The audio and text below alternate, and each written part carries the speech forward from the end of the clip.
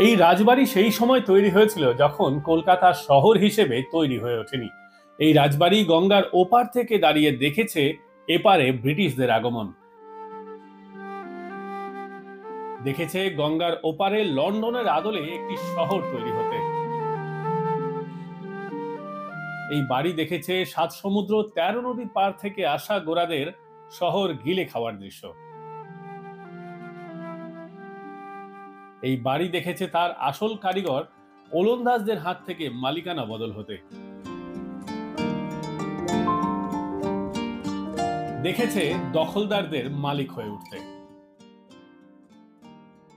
এই বাড়িটি তৈরি হয়েছিল আজ থেকে ২৭০ বছর আগে, ১৭৫৫ সালে। ডাচদের, যাদের বাংলায় ওলন্দাজ বলা হতো, তাদের ঔপনিবেশিক রাজধানী ছিল শ্রীরামপুর। তার আগে অবশ্য তাদের কুঠি ছিল চন্দননগরে। ওলন্দাজরা ১৬৯৮ সালে ভারতবর্ষে প্রথম আসে, আমাদের ভারতের ওয়েস্টার্ন পার্টে। কিন্তু সেই সময় বাঙালিরা ডাচদের চিনত জানত লুঠেরা হিসেবে, দাসপ্রথার কারবারি হিসেবে। পরে অবশ্য ডাচ এশিয়াটিক সোসাইটি নামে তাদের একটি সংস্থা নবাব আলীবর্দী খানের সঙ্গে চুক্তি করে কর আদায়ের বিনিময়ে বিনা বাধায় ব্যবসা করার অধিকার নিয়ে শ্রীরামপুরে তাদের পা জমায়। সেই সময় বাংলার রাজধানী ছিল মুর্শিদাবাদ, আর শ্রীরামপুর বা চন্দননগর ছিল একটা ছোট্ট জনপদ মাত্র। এবার আসা যাক এই ভবনের ইতিহাস নিয়ে। গঙ্গাপাড়ের সেই সময়কার শ্রীরামপুর বা আজকের শ্রীরামপুর এর অনেক তফাৎ। সেই সময় শ্রীরামপুর বলা হতো, কেন বলা হতো সেটা নিয়ে পরবর্তী আরেকটা ভিডিও করব। আর এখনকার শ্রীরামপুর যেমন জনবহুল ছিল, তখন এত মানুষ গাদাগাদি করে বাস করতো না শ্রীরামপুরে।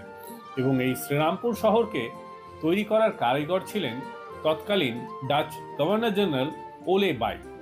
ওলন্দাজরা শুধুমাত্র ব্যবসা বাণিজ্য করত এমনটা নয়, গোটা শ্রীরামপুর শহরের আধিপত্য ছিল ১৮৪৫ সাল অবধি ওলন্দাজদের হাতে।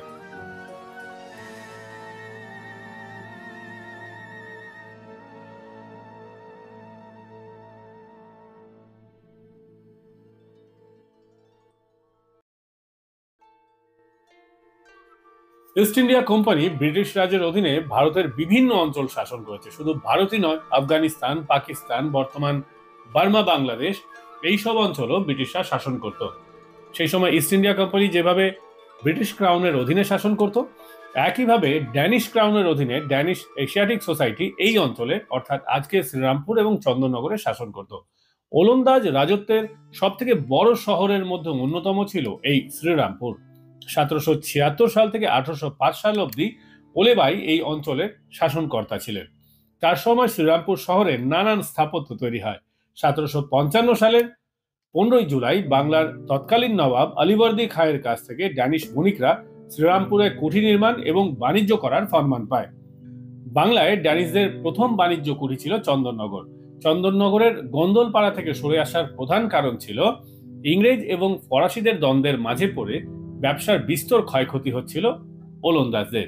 পরবর্তী কুঠি হিসেবে শ্রীরামপুরকে নির্বাচনের অন্যতম দুটি কারণের মধ্যে প্রথমটি হলো গঙ্গা তীরে দুই বর্ধিষ্ণু জনপদ মাহেশ এবং চাতরার মধ্যে এই অনুন্নত অঞ্চলকে তারা নিজেদের মতো গড়ে নিতে পারত, এবং দ্বিতীয় কারণটি হলো শ্রীরামপুরের কাছেই অন্তর্বাণিজ্য বৃহৎ কেন্দ্র শেওড়াফুলি হাট থাকায় দেশীয় মানুষদের সঙ্গে তাদের ব্যবসায়িক লেনদেনের সুবিধে হতো, কারণ ড্যানিশরা মূলত ব্যবসায়ী ছিল।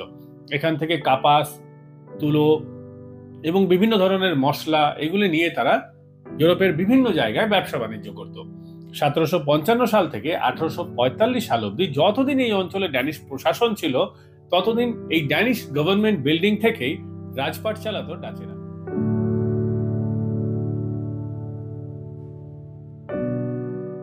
তার মাঝে অবশ্য ১৮০৮ থেকে ১৮১৬ সাল অবধি ব্রিটিশরা সাময়িকভাবে ডাচদের কাজকর্ম বন্ধ রেখেছিল। আর ১৮৪৫ সালের পর ডাচেদের যখন পাকাপাকিভাবে ব্রিটিশরা এই অঞ্চল থেকে তাড়িয়ে দেয়, তারপর এই ভবনটি চলে যায় ব্রিটিশদের আয়ত্তে। এবার জানা যাক ডাচেরা করতো কি। ডাচেরা মূলত কাপাস, সিল্ক, বিভিন্ন ধরনের মশলার ব্যবসা করত। ভারতের উৎপাদিত বস্তু নিয়ে তারা ইউরোপের বিভিন্ন জায়গায় বিক্রি বাট্টা করত। বর্তমান যে হুগলি নদী, সেই হুগলি নদী থেকে বে অফ বেঙ্গল, ইন্ডিয়ান ওশেন হয়ে তারা ইউরোপের বিভিন্ন জায়গায় ব্যবসা বাণিজ্য করত। পুরোনো ছবিগুলো দেখলে জানা যায় এই ড্যানিশ গভর্নমেন্ট বিল্ডিং এর চারপাশে সেই সময় ছিল বিশাল উঁচু প্রাচীর, যার কিছুটা এখনো দেখা যায়। আর মূল ফটক তো অ্যাজ ইট ইজ এখনো রয়ে গেছে। কিন্তু বর্তমানে এই বিল্ডিংকে যেভাবে আমরা দেখছি, এই ভবন কিন্তু সেরকম ছিল না। অনেক দিন ধরে এই ভবন খুব খারাপ অবস্থায় ছিল, যেগুলো পুরনো ছবি দেখলে জানা যায়।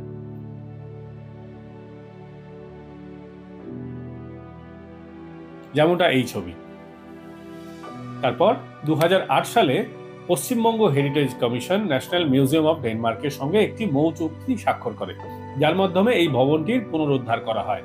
2,60,00,000 টাকা ব্যয় করে এই ভবন এবং তার সামনের গেটটি জীর্ণোদ্ধার করা হয়। এই গেটটি বর্তমানে হেরিটেজ তকমা পেয়েছে, এই ভবনটিও পেয়েছে হেরিটেজ তকমা রাজ্যের তরফে। এই ভবন এবং তার আশপাশের এলাকা যতটা সম্ভব আগের মতোই রাখার চেষ্টা করেছে রাজ্য প্রশাসন, যাতে অতীতের দৃশ্যমানতা কমে না যায়। আমাদেরও উচিত এই ধরনের ভবনের ইতিহাস জানা এবং এই ভবনগুলিকে রক্ষা করা, কোনোভাবে এগুলোকে নোংরা না করা। বন্ধুরা, এই ভিডিও তোমাদের কেমন লাগলো জানাও আমাকে কমেন্ট বক্সে। আর অন্য কোনো ভিডিও নিয়ে যদি তোমাদের ইন্টারেস্ট থাকে সেটাও জানাতে পারো, সেটা নিয়ে অবশ্যই আমি ভিডিও তৈরি করব। আর তোমাদের লাইক অ্যান্ড শেয়ার আমাকে খুব উদ্বুদ্ধ করে। অনেকেই দেখছি ভিডিওটা দেখছো, পছন্দ করছো, কিন্তু সাবস্ক্রাইব করছো না। সাবস্ক্রাইব করে নিলে আমার ভিউয়ার কাউন্টটা বাড়ে এবং আমিও উজ্জীবিত হই এই ধরনের ভিডিও বানানোর জন্য। তাই অবশ্যই একটা লাইক, সাবস্ক্রাইব তোমাদের কাছ থেকে আশা রাখি।